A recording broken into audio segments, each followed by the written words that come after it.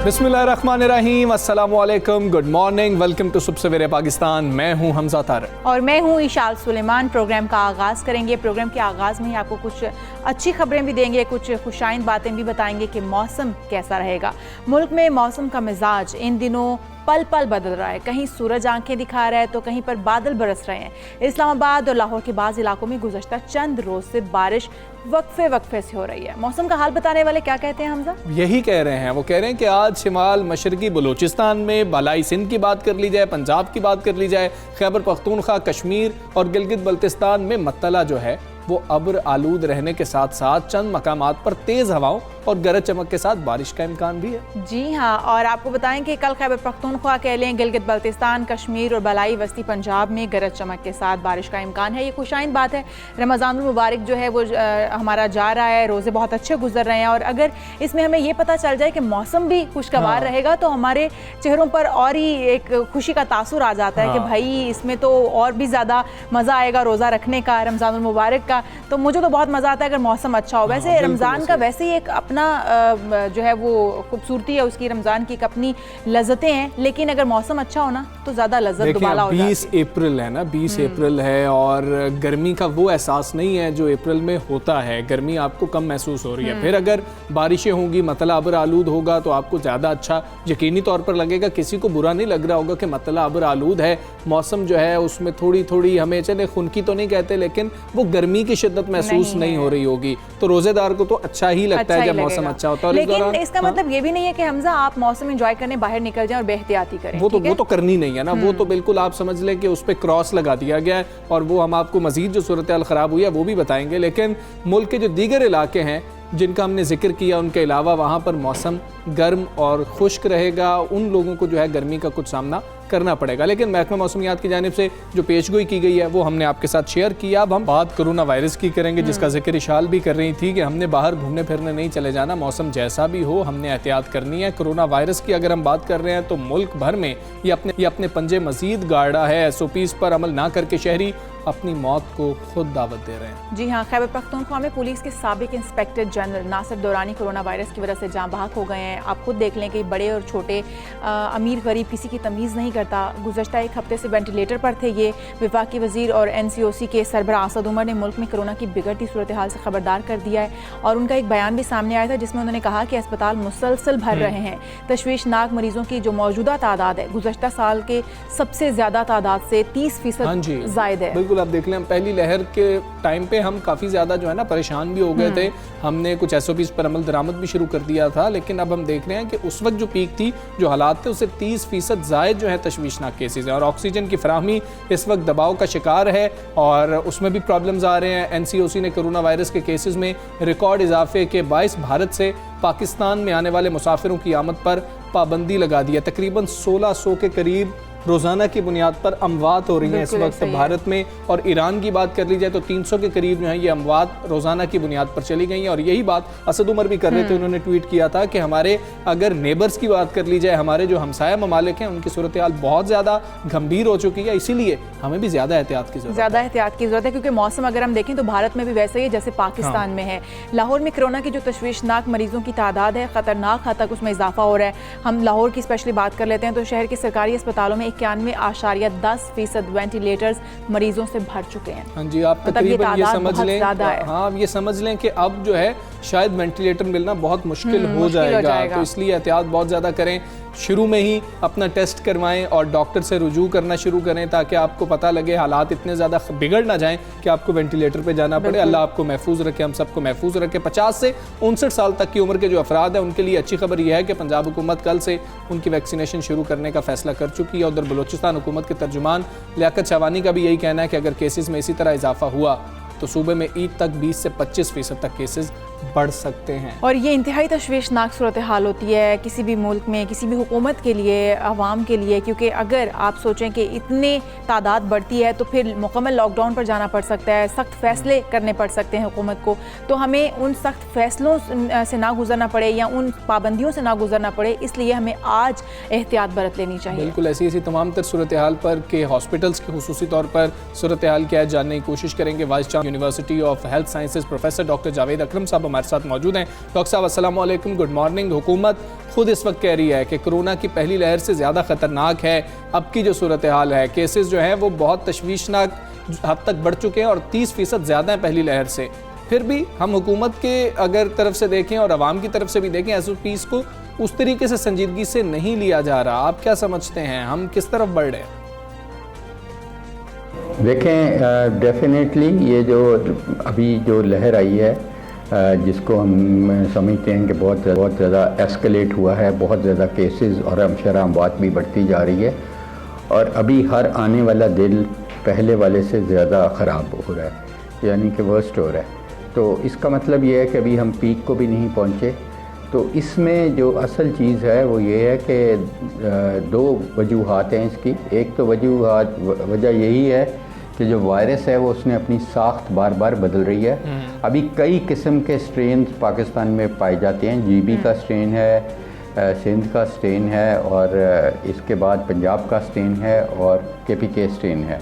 और इसी तरह इंटरनेशनली जो स्ट्रेन हैं वो B117 जो UK से आया पाकिस्तान में, इस वक्त वो बहुत ज़्यादा तकरीबन 35-40% लोगों में वो मौजूद है।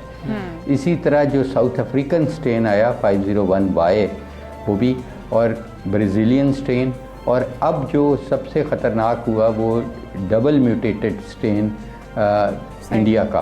तो इसलिए ये जो वायरस है इसकी जब साख्त बदलती है और मोस्टली ये स्पाइक प्रोटीन्स में, यानी कि इसका लगाव वाला जहाँ से होना है उसमें साख्त बदलती है, जो इसके ऊपर कांटे हैं। अच्छा। तो इसके लगने के चांसेस डबल से भी ज़्यादा हो चुके हैं एक से दूसरे इंसान को। और फिर इसकी शरह अमवात भी बढ़ गई हैं इसी, क्योंकि ये वायलेंस बढ़ गई है इसकी। और तीसरा, इसने बच्चों को भी इफ़ेक्ट करना शुरू कर दिया, क्योंकि बच्चों के इमेच्योर ACE2 रिसेप्टर्स होते हैं और आमतौर पे पहले ही लगती थी उन रिसेप्टर्स को, अब ये उनको। डॉक्टर साहब, जैसे कि आपने कहा भी कि स्ट्रेन जो हैं वो अपनी हैयत तब्दील करते जा रहे हैं, डिफरेंट वेव्स जो हैं वो आ रही हैं। अब कुछ ममालिक में तीसरी लहर है, हमारे यहाँ पर भी तीसरी लहर है, कुछ ममालिक में चौथी लहर भी आ चुकी है। तो क्या इस हवाले से कोई जदीद तहकीक की जा रही है, कोई सामने अभी तक आ सकी ऐसी चीज़ जिससे इस बीमारी से मौसर इलाज हो सके इस बीमारी का? देखें, बहुत ज़्यादा स्टडीज़ हुई, हमारी अपनी पाकिस्तान में स्टडी हुई, प्रोटेक्ट स्टडी, जो 8 आर्म्स पे मुश्तमिल थी। और देखा ये गया है कि ये वायरस जो है ये नहीं मारती आपको। जो आपका इम्यून सिस्टम है जो वायरस को रिएक्ट करता है, उसकी वजह से आपके फेफड़ों में एक तो सोजिश बहुत हो जाती है, नमोनिया हो जाता है, और दूसरा आपकी जो क्लॉटिंग का खून जमने का मैकेनिज़्म है वो बहुत फाल हो जाता है और खून जमना शुरू हो जाता है फेफड़ों में और मुख्तलिफ वेस्कुलर बेड में। ज़ाहिर है हमें अब इसको ज़्यादा बेहतर टैकल करना आ गया है कि हम हर बंदे का खून पतला करते हैं और हर बंदे को एंटीबायोटिक्स देते हैं, और अगर सोजिश बहुत ज़्यादा हो तो फिर स्टीरॉइड्स देते हैं, क्योंकि काफ़ी स्टडीज़ आई हैं, स्टीरॉइड्स का भी फ़ायदा आया है। और इसी तरह हम एंटी वायरल दवाइयाँ भी देते हैं, लेकिन वो अगर बहुत पहले शुरुआत पे मरीज़ आ जाए तो उसका फ़ायदा है। लेट देने का, स्टीरॉइड देने के बाद उसका कोई फ़ायदा नहीं है, लिमिटेड उसका रोल है। इसी तरह एंटी साइटोकाइन थेरेपी और बहुत सारी इस तरह की दवायात, आइवरमेक्टिन है, कॉल्चिसिन है, इनके किसी हद तक फ़वाइद नज़र आए हैं। तो हम अब इसको ज़्यादा बेहतर दवाई समझते हैं इस लोगों, और इसका इलाज भी हम ज़्यादा मौसर तरीके से। ठीक है डॉक्टर साहब, हेल्थ सिस्टम के ऊपर दबाव कितना है उस हवाले से बताइएगा। लाहौर की बात कर रहे हैं तो तकरीबन 91% बताया जा रहा है जो वेंटिलेटर्स हैं वो ज़ेरे इस्तेमाल हैं। तो दबाव कितना ज़्यादा है हेल्थ सिस्टम पर, और हमने कितनी बेहतरी की है इस सिस्टम में? देखें, इस वक्त ज़ाहिर है एक आग लगी हुई है, हम तीसरी जंग अज़ीम में मुब्तला हैं, 40 लाख लोग जान से हाथ धो बैठे हैं। तो हमारी हुकूमत तो खैर क्या, बाकी तमाम हुकूमतें इस बीमारी से कई दफ़ा घुटने टेक बैठी हैं। तो इस वक्त पाकिस्तान में सूरत बहुत तशवीशनाक है। पहले पंजाब में थी और लाहौर में ज़्यादा ख़राब थी, अब वो अनफॉर्चुनेटली सिंध और बलूचिस्तान में भी यही कैफियत बन गई है और KPK में भी। ये बीमारी जब बढ़ती है तो एक जगह पे हॉटस्पॉट होता है, लेकिन अल्टीमेटली पूरे मुल्क को इन्वॉल्व करती है। इंडिया हमारे नेक्स्ट डोर तकरीबन इस बीमारी को काफ़ी हद तक कंट्रोल कर बैठा था, लेकिन अब 2 हफ्तों से वो भी बिल्कुल कोलैप्स हो रहा है, उनका सिस्टम बहुत बढ़ गई है। सही। डॉक्टर साहब, इस वक्त वैक्सीनेशन जो है उसका अमल मरहला वार जारी है, जैसे कि हम देख भी रहे हैं। आप क्या समझ रहे हैं कि पाकिस्तान की जो वैक्सीनेशन ड्राइव है वो इत्मीनान बख्श है या उसे मज़ीद किस तरह से बेहतर बनाया जा सकता है? देखें, इस वक्त पाकिस्तान की जो वैक्सीनेशन ड्राइव है वो बहुत स्लो हम चल रहे हैं, लेकिन अल्हम्दुलिल्लाह कर रहे हैं। मैं समझता हूँ कि इस वक्त सबसे बड़ा मसला हमें सप्लाई लाइन का है। अच्छा। कि सप्लाई करने वाले लोग कम हैं, आगे लेने वाले ज़्यादा हैं, तो इसलिए हमें ज़्यादा इंतज़ार करना पड़ेगा चाइना पे। चाइना की बहुत अच्छी वैक्सीन हैं जिसका हमने टेस्ट ट्रायल खुद भी किया है, UHS ने 1 नहीं 2 ट्रायल्स उनके लिए किए हैं और वो दे भी रहे हैं, लेकिन उसको मज़ीद फाल बनाना पड़ेगा हमें। कोवैक्स जो हमारा एक अमीर मुल्कों का कंसोर्शियम है जिसने गरीबों को देनी थी, वो अभी तक फाल नहीं हुआ, उसको डिप्लोमेटिक चैनल्स के ज़रिए फाल करना पड़ेगा। हमें वैक्सीन डिप्लोमेसी करनी पड़ेगी, स्पेशली चाइना के साथ, कि हमें जल्द अज जल्द वैक्सीन मुहैया हो ताकि हम जल्द अज जल्द तकरीबन 15.5 करोड़ लोगों को लगा सकें, ताकि ये जो लोकल ट्रांसमिशन रुक सके, ताकि ठीक है। डॉक्टर साहब, वैक्सीनेशन का अमल सुस्त रवि का शिकारी से इस वक्त जारी है। आप क्या देख रहे हैं कि नताइज कैसे सामने आ रहे हैं? मुस्बत नताइज हैं, कोई साइड इफ़ेक्ट्स तो सामने अभी तक नहीं आए पाकिस्तान में? और ये क्या वैक्सीन जो पाकिस्तान में लगाई जा रही है, खुसूसी तौर पर चाइना की जो वैक्सीन है, ये कुछ मालूम हो सका हर साल लगवानी पड़ेगी या अभी कुछ भी कहना कबल अज़ वक्त है? देखें, ये कहना अभी कबल वक्त होगा कि एक पूरी उम्र के लिए काफ़ी है या पूरे साल के लिए। मेरा ख्याल है ये बार बार लगवानी पड़ेगी। जो 1 डोज़ की वैक्सीन हैं जैसे जॉनसन एंड जॉनसन या कैंसाइनो, मेरा ख्याल है वो भी हमें दोबारा लगानी पड़ेगी। इसी तरह साइनोफार्म की 2 डोज़ के बाद एक और 6 माह बाद लगानी पड़ेगी। तो हमें ये अपने इम्यून सिस्टम को बूस्टिंग करते रहना पड़ेगा। और इसी तरह मैं समझ रहा हूँ कि हम जब सबसे फ़ायदा ये होगा कि जब हम 75% अपनी आबादी को कर देंगे वैक्सीनेट, तो जो नहीं भी वैक्सीनेट हो सके, छोटे बच्चे या बहुत ज़ईफ़ लोग या ऐसे लोग जो कैंसर में मुब्तला हैं, कॉर्टिसोन ले रहे हैं, तो उनको भी फ़ायदा होगा कि ट्रांसमिशन इसकी कम होगी, जैसे UK में हो गई है। जब वो 60% से ऊपर को लगा चुके वैक्सीन, तो उनके बहुत फ़ायदा हुआ उनके मुल्क में। तो हमारा भी टारगेट ये होना चाहिए कि जल्द अज जल्द इमीडिएटली पहली और दूसरी डोज़, 2 डोज़ हैं तो 2 डोज़, 3 डोज़ हैं, तीनों डोज़ें मुकम्मल की जाएँ बेशतर आबादी की, ताकि लोकल ट्रांसमिशन रुके। डॉक्टर साहब, आपने पहली लहर को भी देखा, दूसरी लहर को भी देखा, अब तीसरी लहर जो मौजूदा लहर है, इसके हवाले से क्या कहेंगे? कितनी मुख्तलिफ है पहली लहर से? और दूसरा, क्या बच्चों में भी कोई क्रिटिकल केसेस आ रहे हैं? देखें, बच्चों में हमेशा से ही ये बीमारी लगती थी। आज से कुछ 4-5 माह पहले बच्चों की डेथ भी हुई चिल्ड्रन हॉस्पिटल में। वो एक मुख्तलिफ बीमारी सी कि बीमारी लगती थी, बच्चे ठीक रहते थे, उसके 6 हफ्ते बाद उनके हार्ट को अटैक होता था, हार्ट की नालियाँ बढ़ जाती थी और उनमें खून जम जाता था, जिसको हम कावासाकी डिजीज़ कहते थे या कावासाकी सिंड्रोम। इस वक्त जो बच्चे मुब्तला हो रहे हैं वो उसी तरह हो रहे हैं जैसे बड़े हो रहे हैं। और उसकी वजह ये है कि वायरस में जो म्यूटेशंस आई हैं, जो डबल म्यूटेंट आ गया है इंडिया से, या B117 UK से आ गया है, या साउथ अफ्रीकन स्ट्रेन आ गया है 501, और इसी तरह ब्राज़ीलियन स्ट्रेन आ गया है। तो इनकी वजह से बच्चों की जो जहाँ रिसेप्टर होते हैं फेफड़े में, जहाँ जाके वायरस ने अटैच होना होता है इंसानों की जिस्म में, वो पहले नहीं हो पाती थी ये वायरस, क्योंकि इमैच्योर होते हैं, अभी फुली डेवलप्ड ACE2 रिसेप्टर्स नहीं होते फेफड़ों में बच्चों के। अब ये वायरस इतनी जल्दी लगती है और इतनी ताकतवर हो गई है इस लगाव के हिसाब से कि ये बच्चों के वो इमैच्योर जो हैं रिसेप्टर्स, उनको भी उस डोमेन में भी ये काम कर रही है, उसमें भी लग जाती है और बच्चों में भी पेचीदगियाँ कर रही है और बच्चों की अनफॉर्चुनेटली हमारे प्यारे बच्चों की डेथ्स भी हो रही हैं। इसलिए हमें जो हम बड़ों के लिए कहते हैं कि मास्क पहन के रखें, हाथ धोएं बार बार और हजूम से दूर रहें, ये बच्चों के लिए भी बिल्कुल 100% ऐसा ही करना पड़ेगा हमें, ताकि हमारे बच्चे जो हमारा मुस्तकबिल हैं प्रोटेक्टेड रहें और अल्लाह ताला उनको सेहत अता करे और बिल्कुल अपनी ठीक हिफाजत है में। जी। डॉक्टर साहब बहुत शुक्रिया आपका, सुबह सवेरे पाकिस्तान का आप हिस्सा बने और यकीनी तौर पर सूरत हाल जो है वो बहुत ज़्यादा तशवीशनाक है, हमें एहतियात करने की ज़रूरत है। अगर हम एक शोबे की बात कर लें इशाल, तो वैसे तो हर शोबा जो है वो बहुत ज़्यादा मुतासिर हुआ, लेकिन जो शोबा तालीम है वो कोई पहले भी काबिल रश्क नहीं था, और जितना मुतासिर ये हुआ है कोरोना की वजह से उतना शायद कोई और बिल्कुल ऐसा ही है, कोई और शोबा नहीं हुआ, और सबसे ज़्यादा कंसर्न भी यही था। और हमारे जो पेरेंट्स हैं वो भी इस वक्त काफ़ी कंसर्न है कि बच्चे जो हैं वो स्कूल कब जाएंगे, या बच्चे स्कूल अगर जाएंगे तो कहीं इन्फेक्ट तो नहीं हो जाएंगे। तो इस वक्त जो वबा की सूरत हाल है वो खासी गंभीर होती जा रही है। हम देख रहे हैं दिन ब दिन केसेस बढ़ते जा रहे हैं। मसला भी यही है कि आलमी वबा की जो तीसरी लहर का फैलाव है, हर गुजरते दिन के साथ अगर बढ़ता यूं ही जाता रहा तो हालात क्या होंगे। हालात तलबा के लिए ज़्यादा ख़राब हो सकते हैं। ज़िंदगियाँ महफूज बनाने के लिए हुकूमत जो मुसलसल मुश्किल फ़ैसले कर रही है, जिनमें से एक तालीमी इदारों की बंदिश भी है। गुज़श्ता हफ्ते भी हमने देखा कि हुकूमत ने एक बार फिर पहली से 8वीं जमात तक तालीमी इदारे ईद तक बंद रखने का फैसला किया, और साथ ही ये भी कहा कि ये फैसले हमारे लिए करना बड़ा मुश्किल है। बिल्कुल ऐसे ही है। और इसके ऊपर भी जो रद्द-ए-अमल आ रहा था प्राइवेट स्कूल का, जो मुख्तलिफ एसोसिएशंस हैं या अलाइंसेज हैं, उनका कुछ मिला जुला रद्द-ए-अमल आ रहा था। कुछ ये कह रहे थे कि ये फैसला ठीक है, चलें कुछ तो खुल गए, और बाकियों के हवाले से भी हुकूमत से बात की जा सकती है, मुनासिब वक्त का इंतजार किया जा सकता है, तालीम का सिलसिला शुरू तो हुआ। कुछ ये कह रहे थे कि नहीं, सब कुछ खुल जाना चाहिए था, क्योंकि प्राइवेट स्कूल्स में तो उतने केसेस सामने नहीं आए, जो केसेस आए हैं वो गवर्नमेंट स्कूल में सामने आए हैं। तो सूरत हाल क्या है, बात करेंगे। सर्विंग स्कूल अलायंस से मियां रिज़ाउर रहमान साहब हमारे साथ स्टूडियो में मौजूद हैं, उनसे बात करेंगे कि वो क्या समझते हैं, हुकूमत का फैसला कैसा है। मियां रिज़ाउर रहमान साहब, अस्सलाम वालेकुम सर।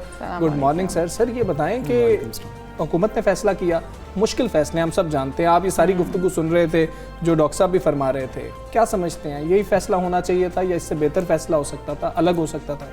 लेकिन डॉक्टर साहब की बात सुनने के बाद तो लगता है कि बड़ा सिक्योर होके चलना चाहिए, बड़ा सेंसिटिव मैटर है, और हमें बच्चों की ज़िंदगी सबसे पहले अजीज़ है, और बच्चों की ज़िंदगी प्रायोरिटी है, और उसके बाद एजुकेशन भी उसके साथ एक नेसेसिटी है।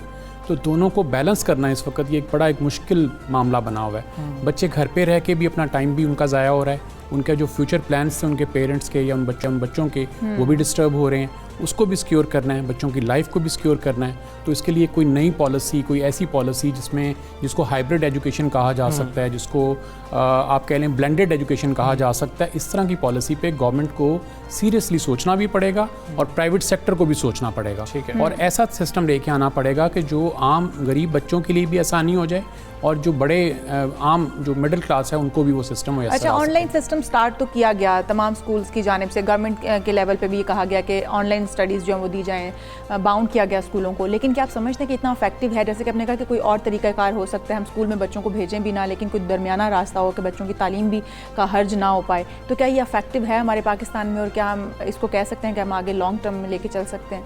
इशाल देखें, कॉन्टेम्प्रेरी जो एजुकेशन सिस्टम है उसका ये नेमल बदल तो नहीं हो सकता, लेकिन कुछ ना कुछ ये अपनी हैसियत रखता है। दुनिया के ममालिक में देखें तो वो इस सिस्टम पे बहुत ज़्यादा रिलाई करते हैं, और अगर हम पाकिस्तान में देखें, चूँकि हमने प्लानिंग नहीं की, हमारे पास बैकग्राउंड में कोई प्लानिंग नहीं थी, हमारे गवर्नमेंट ने प्लानिंग नहीं की, हमारे प्राइवेट सेक्टर ने इसके ऊपर प्लानिंग नहीं की, इवन के हमारे पास तो बैंडविड्थ भी पूरी नहीं है, हमारे पास तो डिवाइसेस भी नहीं है बच्चों के पास। तो ये प्लानिंग अगर पूरा एक साल लास्ट ईयर भी अगर थोड़ी सी इसके ऊपर तवज्जो दी होती तो शायद ये चीज़ें चेंज हो जाती। मैं आपको एक छोटी सी एग्जांपल दूं कि चंद दिन पहले मुझे पता लगा कि जो पुराने लैपटॉप और आईपैड्स हैं, गवर्नमेंट ने उसके ऊपर भी ड्यूटी इम्पोज कर दी है, और हालिया की है।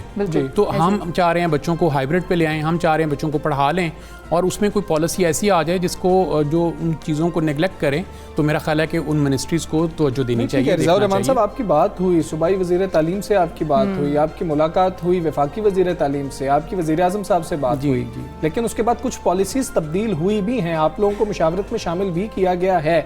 मुशावरत में शामिल करना और उस पर अमल करना दोनों चीज़ें मुख्तलिफ हैं। आप अग्री करते हैं कि कुछ अमल भी हुआ है, चलें कुछ बेहतरी आई है?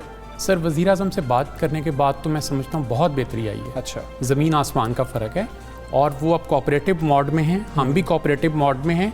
देखें, ये उनके और हमारे सबके सांझे बच्चे हैं, हमने मिल के इनको करना है। हम भी टीचर हैं, वो उनका काम भी, वो हमारे सरबराह हैं, इदारे के सरबराह हैं, हम मिल के इन चीज़ों को ठीक कर सकते हैं। उनकी तरफ से बड़ी पॉजिटिव वाइब्स आई हैं, हमने भी पॉजिटिव वाइब्स पेश की हैं, चाहे मुराद राज साहब हैं, चाहे शफकत महमूद साहब हैं, और जो वन डे स्कूल को जो बच्चों को बुलाने की जो एक्सेप्टेंस है वो भी दोनों साहिबान ने, दोनों वज़राए तालीम ने फाइनलाइज़ की है और ये प्रपोजल हमने ही पेश की थी और ये 92 चैनल की तवज्जो से ही हमने पेश की थी आपके चैनल से। और एजुकेशन कार्ड की बात कर रहे हैं, हेल्थ कार्ड की तरह कोई एजुकेशन कार्ड होना चाहिए, उसका क्या कॉन्सेप्ट है आपके जहन में?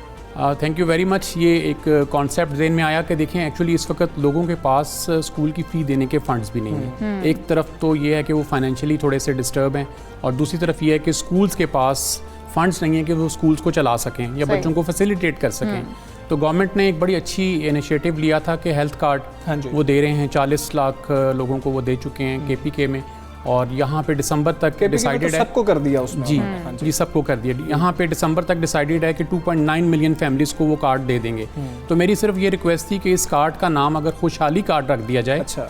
तो उसके बाद क्या होगा कि उसमें आप इसमें एजुकेशन को भी कैटर कर लें, लोग इसी के ज़रिए अपने बच्चों की फ़ी भी दे सकें और इसी के ज़रिए वो अपना मेडिकल ट्रीटमेंट भी करा सकें, और अगर मुनासिब समझें तो इसी के अंदर कुछ एक पोर्शन जो है वो राशन का या लोगों की आम जो ज़रूरियात ज़िंदगी हैं उसका भी रख दिया जाए। 10 लाख एक बड़ी हैंडसम अमाउंट होती है। अगर उसको बाइफरकेट कर लिया जाए और तमाम चीज़ों को कर लिया जाए तो मैं समझता हूँ कि गवर्नमेंट को ये चीज़ें बड़ी सपोर्ट करेंगी। तो आपकी इस तजवीज़ पर कोई पॉजिटिव रिस्पांस मिला आपको? एक्चुअली ये तो हमने संडे को ब्रेक किया आइडिया, और आपकी बहुत मेहरबानी 92 चैनल की कि उन्होंने इसको और थोड़ा सा तक़वियत बख्शी है।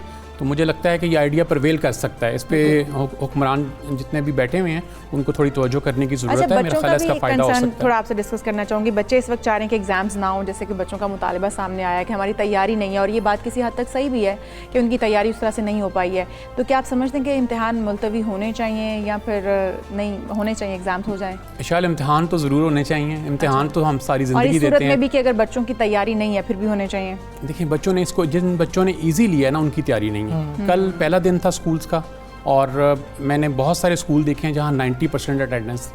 अच्छा। ये इंटरेस्ट था उनका आने का, पढ़ने का, या फिर बच्चे घर बैठ के बोर हो गए थे या फिर वो इम्तिहान की तैयारी करने के लिए आए थे, क्योंकि जो बच्चे एग्जाम्स मुलतवी करने की बात कर रहे हैं लगता है कि उनका इंटरेस्ट जो है उस तरह से है नहीं है स्टडीज़ की तरफ। देखिए 5-10% बच्चे तो हर क्लास में होते हैं, वो हर सूरत हाल में चाहते हैं कि एग्जाम ना देने पड़े। वो तो बेचारे दुआओं तक चले जाते हैं। वो हर दौर में होता है। जी हर दौर में होता है। तो वो तो फिर दुआओं तक चले जाते हैं कि अल्लाह मियां आज टीचर बीमार हो जाए या इस तरह की बातें भी शुरू कर देते हैं। अच्छा, तो वो तो रहेगा। वैक्सीनेशन जो है वो बहुत अहम चीज़ है। हम मतलब कि हेल्थ वर्कर्स सबसे ज़्यादा अहम थे क्योंकि वो सबसे आगे खड़े हुए थे और लड़ रहे थे, उनकी वैक्सीनेशन सबसे पहले हो गई। लेकिन असातिज़ा भी जो है वो बहुत इंपॉर्टेंट हैं। अगर हम तालीमी इदारे खोल रहे होंगे तो वैक्सीनेशन पर कोई गुफ्तगू हुई है आपकी हुकूमत के साथ, कोई बातचीत चल रही है? हमसा आपने बहुत अच्छा आइडिया दिया है। देखें जैसे वो फ्रंट लाइन वॉरियर्स हैं, इसी तरह जो एजुकेशनिस्ट हैं, टीचर्स हैं, ये भी एक बड़ा अहम काम अंजाम दे रहे हैं। अगर इनको भी वैक्सीनेशन की फैसिलिटी मिल जाए तो मैं समझता हूँ कि ये जो एजुकेशन के सिलसिले में कहीं रुकावट आने के चांसेस हैं भी। जैसे डॉक्टर साहब अभी बता रहे थे कि वेव्स चेंज हो रही हैं, म्यूटेट कर रही हैं और उसके बाद नए से नए वेरिएंट आते जा रहे हैं। तो ये मेरा ख्याल है कि ये चीज़ें जो हैं इसको ये शील्ड बन जाएंगी हमारे लिए, टीचर्स के लिए शील्ड बन जाएंगी। तो हमें इसके ऊपर ज़रूर सोचना चाहिए। ये बड़ी अच्छी आपने बात की है, तो मेरा तो दिल मोह लिया आपने। मियां रिज़वान रहमान साहब बहुत शुक्रिया, आप आए, सबसे पहले पाकिस्तान का हिस्सा बने। हम उम्मीद हैं कि जो बच्चे हैं, पेरेंट्स हैं और जो टीचर्स हैं, खुसूसी तौर पर वो प्राइवेट स्कूल के जिनकी फ़ीस बहुत ज़्यादा कम है, उनको जिन मुश्किलात का सामना है, हुकूमत फ़ैसले कर रही है, हुकूमत के लिए आसान फ़ैसले नहीं है। उम्मीद करते हैं हमारी जो तालीम है उसका सिलसिला जारी रहेगा। बिल्कुल ऐसे ये तालीम का शोबा जो है मुतासिर ना हो, ये हमारी दुआ भी है और हम उम्मीद भी जाहिर कर रहे हैं, और साथ साथ हमारी हुकूमत की काविशें भी यही हैं। तो हम यहाँ पर एक ब्रेक ले लेते हैं, ब्रेक के बाद फिर वापस आएंगे। Stay with us.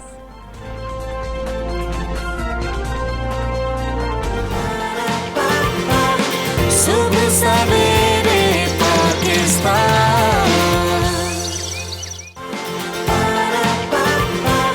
सुबह सवेरे पाकिस्तान। हम प्रोग्राम को आगे बढ़ाएंगे और रमज़ानुल मुबारक के हवाले से बात करेंगे कि रोज़े के दौरान भूख प्यास तो सबको लगती है, मगर बाज़ अफराद सर दर्द की बहुत ज़्यादा शिकायत करते हुए भी हमें नज़र आ रहे हैं। बिल्कुल ऐसा ही है। ख़ास तौर पर जो इब्तदाई रोज़ों में अमूमन दोपहर से पहले या इफ्तार से कब्ल सर में अचानक दर्द का शुरू हो जाना, जिसकी वजह से इंसान अपनी तवज्जो काम पर मरकूज़ भी नहीं रख पाता और वक्त भी ज़ाया करता है, और फिर आप तकलीफ़ में भी अलग रहते हैं। रमज़ान के महीने में अगर आप नींद देखें और जागने के औकात देखें तो उसमें अचानक तब्दीली आती है, जिसकी वजह से सर में दर्द पैदा होने के इम्कान दुगने हो जाते हैं। हाँ बिल्कुल ऐसी है। और इसके अलावा अगर हम देखें कि रमज़ान के दौरान खाने के मयार और मकदार के लिहाज से ग़िज़ा में बुनियादी तब्दीली जो है वो आती है, और सहरी का छूट जाना रमज़ान में दिन के दौरान शदीद भूख का एहसास पैदा करता है और सर दर्द का बायस बनता है। तो इसका मतलब तो यह है कि अपने सहरी को नहीं छोड़ना, आपने जो है पानी उसको देखना है कि आप मुकम्मल जो है पानी को जितनी आपको ज़रूरत है, आपका इंटेक पानी का कैसा है, उसको बेहतर करने की ज़रूरत है ताकि आपको सर में दर्द ना हो। माहिर ग़िज़ाइयत उफ़ैरा अनीस हमारे साथ मौजूद है, उनको शामिल गुफ्तगू करेंगे। उफ़ैरा अस्सलाम वालेकुम। कहिएगा, आपको भी लोग शिकायत कर रहे हैं कि हमें सर दर्द हो रहा है और सर दर्द रोज़े के दौरान हो रहा है, इसकी वजूहात क्या हैं?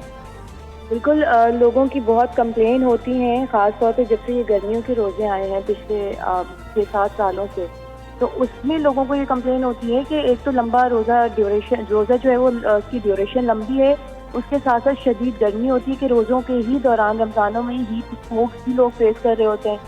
घर में जो लोग बैठे हुए हैं, जो ख़वातीन है, वो तो चलें फिर भी मैं कहूँगी कि थोड़ी बहुत आसानी है कि थोड़ा गर्मी में काम किया तो उसके बाद पंखे में बैठ गए, लेकिन जो लोग बाहर काम कर रहे हैं उनके साथ बहुत सारे मसाइल हैं। अब जहाँ पर मैं आती हूँ कि लोगों के साथ हेल्थ इश्यूज बहुत ज़्यादा हैं, बहुत सारे लोग लो ब्लड प्रेशर के इशू को फेस कर रहे होते हैं, बहुत सारे लोगों में खून की कमी होती है, बहुत सारे लोग माइग्रेन का इशू कर रहे होते हैं। तो उनके लिए तो बहुत ज़्यादा ज़रूरी है कि रोज़ों के और रमज़ान के शुरू होने से पहले अगर तो वो माशाल्लाह से पूरे रोज़े रखना चाहते हैं तो अपनी सेहत का खास ख्याल रखें और साथ में ब्लड टेस्ट वगैरह भी करवा लें। लेकिन जहाँ पे सर दर्द की बात आती है, उसका मेन रीज़न जो होता है वो ये होता है कि सहरी सही तरीके से ना करना।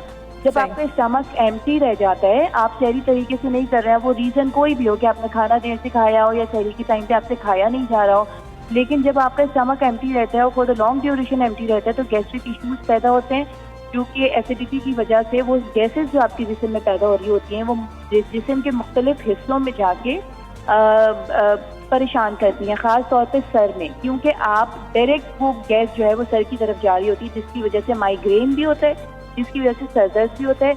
अगर तो सहरी सही तरीके से कर ली जाए तो ये इशू नहीं होगा। सही।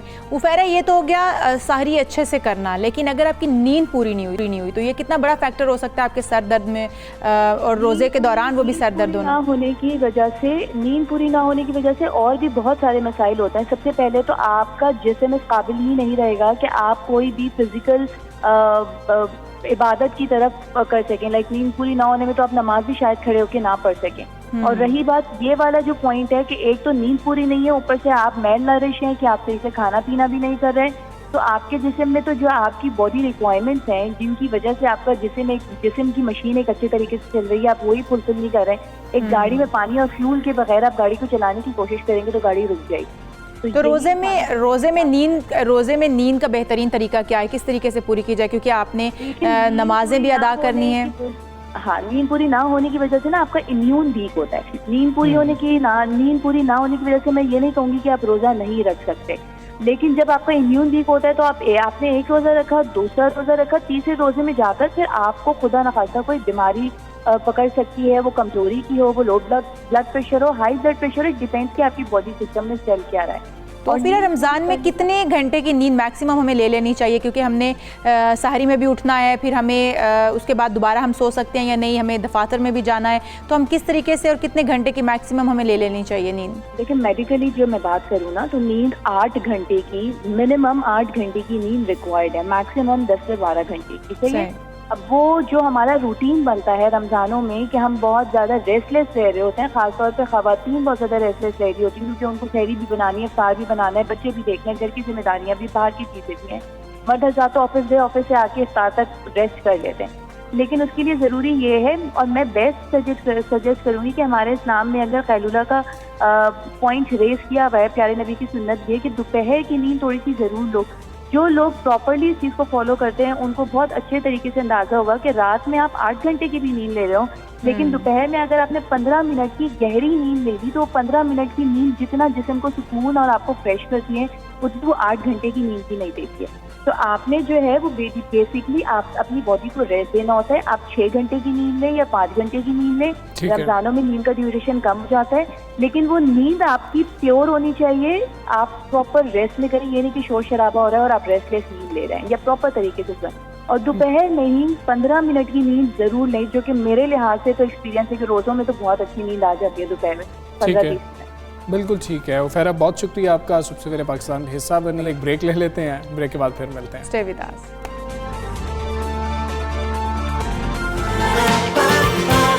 सुबह सवेरे पाकिस्तान।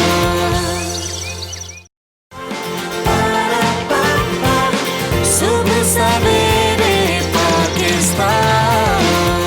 अभी बात करेंगे कराची के ताजिरों की, जिन्होंने कोरोना वबा की वजह से कारोबार बंद करने से साफ इनकार किया है। और ताजिरों का मौक़िफ़ ये है कि रमज़ान के दौरान ईद की शॉपिंग उरूज पर होती है। पूरे साल में रमज़ान का इंतज़ार किया जाता है, ये कमाई के दिन होते हैं। बिल्कुल, ये उनके लिए कमाई के दिन होते हैं, इसलिए वो हफ्ते में 2 दिन कारोबार बंद नहीं रख सकते हैं।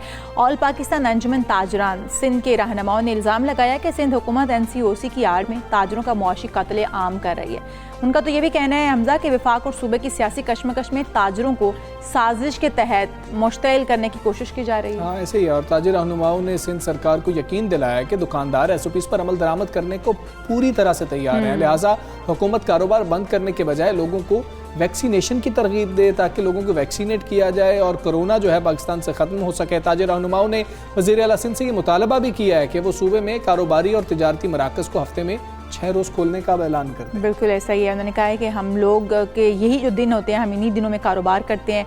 10 बजे तक औकात कार भी उन्होंने कहा है कि किए जाएँ, जबकि 15वें रोज़ के बाद रात 2 बजे तक कारोबारी मराकज़ खुले रखने की इजाज़त दी जाए। मतलब उन्होंने औकात कार बढ़ाने की भी बात की है। साथ ही साथ उन्होंने ये भी कहा है कि 6 रोज़ किए जाएँ, 5 रोज़ में हम कारोबार जो है वो करने से मोतमईन नहीं हो पा रहे हैं। इसी तरह से और ताजिर बरादरी ये समझती है कि हुकूमत उन्हें दीवार से लगाने का जो सिलसिला है उसको फौरी तौर पर बंद करे। वह हुकूमत से किसी किस्म का कोई तसादुम नहीं चाहते हैं, बस ये चाहते हैं कि SOPs के साथ उन्हें मार्केट्स खोलने की इजाज़त दी जाए, क्योंकि रमज़ानुल मुबारक का इंतज़ार किया जाता है कि यहाँ पर जो है सेल ज़्यादा हो रही होती है, कारोबार बेहतर तरीके से हो रहा होता है।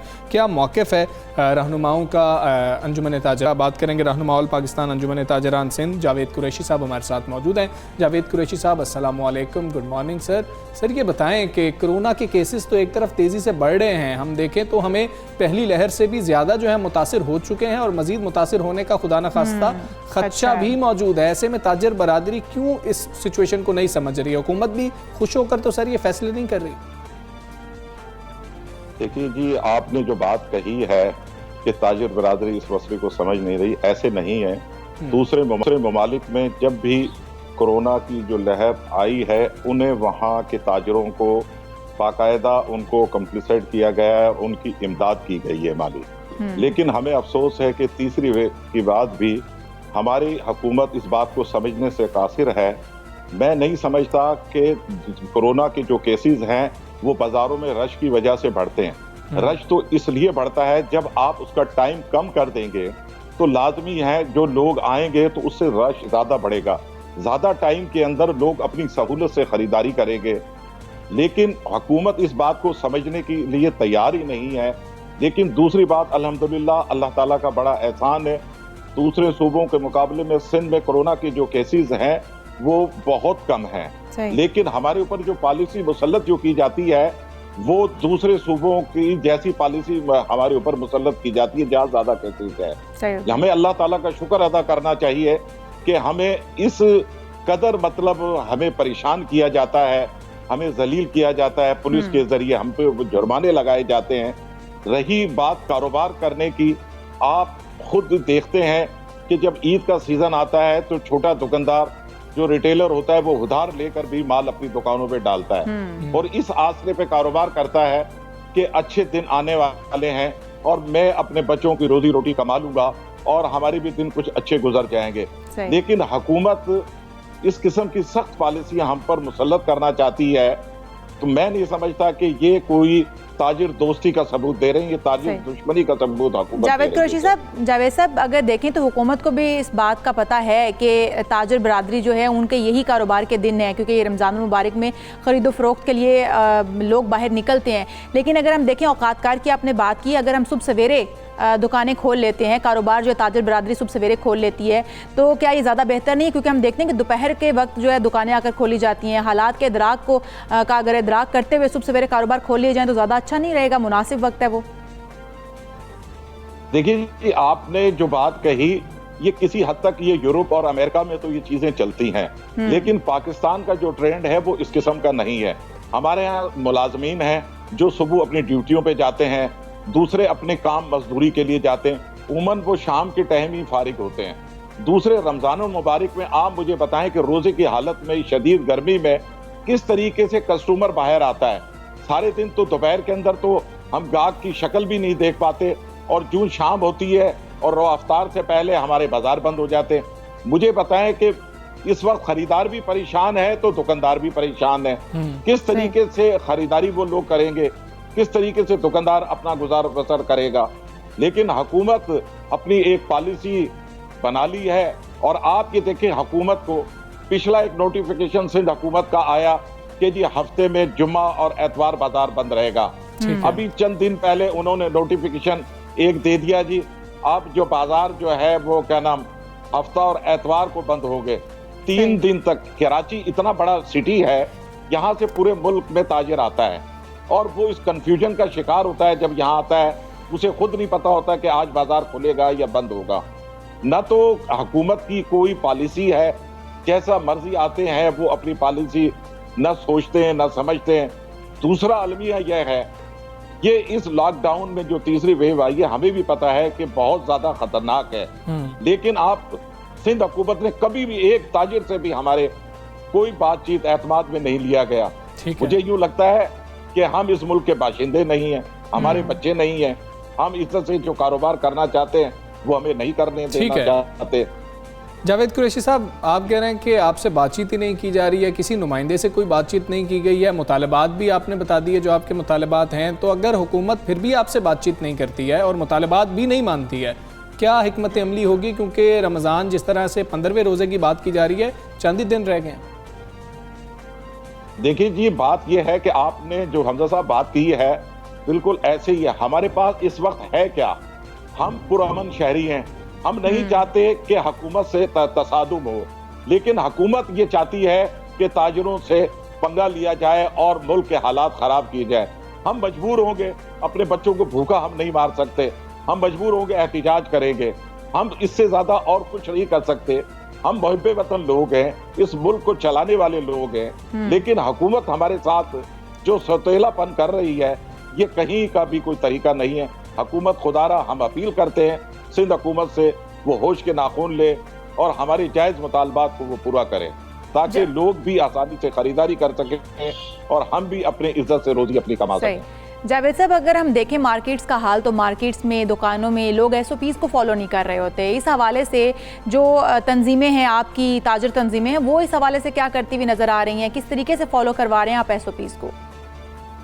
देखिए जी, आपने बिल्कुल बहुत अच्छी बात की। हम बार बार यही चीज हुकूमत से बार बार मुतालबा करते, जहां भी SOP की वायलेशन होती है वहां आप बिल्कुल क्रैकडाउन करें, उनकी दुकानें सील करें, आप उनके ऊपर फाइन लगाएं।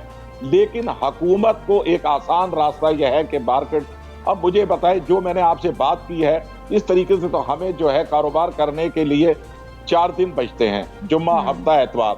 जुम्मे को वैसे ही जुम्मे का हाफ डे होता है कि लोग नमाज जुम्मा की तैयारी में मसरूफ होते हैं, और SOP के लिए यह है कि हमने कैंपेन भी चलाई है ताजिरों ने, और हम ये चाहते हैं कि हमारी शॉप पे बगैर मास्क के कोई कस्टमर ना हो, और कोई दुकानदार का सेल्समैन और ऑनर बगैर मास्क की दुकान पे ना बैठे, और जो इसकी वायलेशन करता है हुकूमत को, कानून को खुद हरकत में आ जाना चाहिए। ठीक है, लेकिन जावेद कुरैशी साहब, ये भी हमने होते हुए देखा है कि बाद में जो है थोड़ी सी लड़ाई होना शुरू हो जाती है, फिर जो ताजिर तंजीमें हैं वो उस दुकानदार को ही सपोर्ट करती हुई नजर आती हैं जिसको हुकूमत फाइन करने जा रही होती है। दूसरी आपने ये बात की कि हुकूमत हमारी बात इसलिए नहीं सुन रही है क्योंकि हुकूमत चाहती है हम सड़कों पर आए, तसादुम होगा। हुकूमत को इससे सर क्या फायदा होगा? हुकूमत क्यों चाहेगी?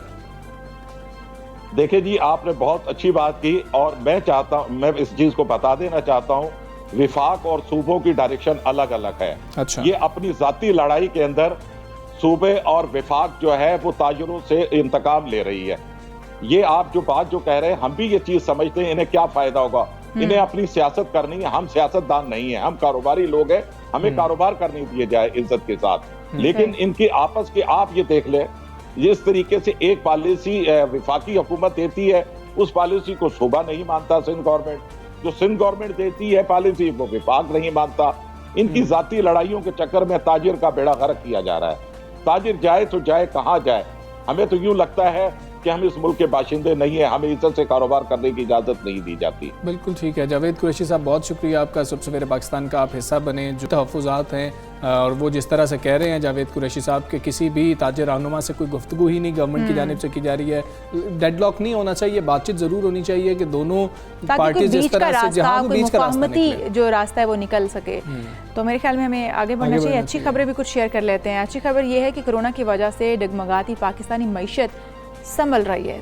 तामीरात का पहिया तेज़ी से घूम रहा है और मुल्क भर में हज़ारों छोटे बड़े मंसूबों पर काम शुरू हो चुका है। जो कि हम कहते हैं कि मंसूबों के ऐलानात किए जाते हैं, मंसूबे शुरू नहीं होते, तो बहुत सारे छोटे बड़े जो मंसूबे हैं उन पर काम शुरू हो चुका है। और पाकिस्तान ने एक कदम और आगे बढ़ते हुए 8 खुसूसी प्रोग्राम मुतारिफ करवाए हैं जो बैरूनी बराह रास्त सरमायाकारी के लिए पुरकशिश भी हैं। और मईशत के इस्तेहकाम के हवाले से चंद अच्छी खबरें अब आपके साथ शेयर करते हैं कि इक़्तिसादी मुशावरती काउंसिल ने पंजाब में 3900 मेगावाट के मंसूबों को जनवरी 2022 से LNG गैस की हर सूरत खरीदारी की बंदिश से इस्तिस्ना दे दिया है। बिल्कुल जी। और जबकि 9 माह के दौरान कारों की फ़रोख्त अगर हम देखें तो 31.5% इजाफा हुआ है कोरोना के बावजूद। इदारा शुमारियात ने पाकिस्तान के बताया कि पाकिस्तान में फरवरी में लार्ज स्केल मैन्युफैक्चरिंग हुई है जो 4.85% तक बढ़ी है। हाँ जी, ऐसे ही। और स्टेट बैंक भी बता रहा है कि 9 माह के दौरान बैंक से निजी शोबे के लिए कर्ज में 34% इजाफा देखने में आया है। और पाकिस्तान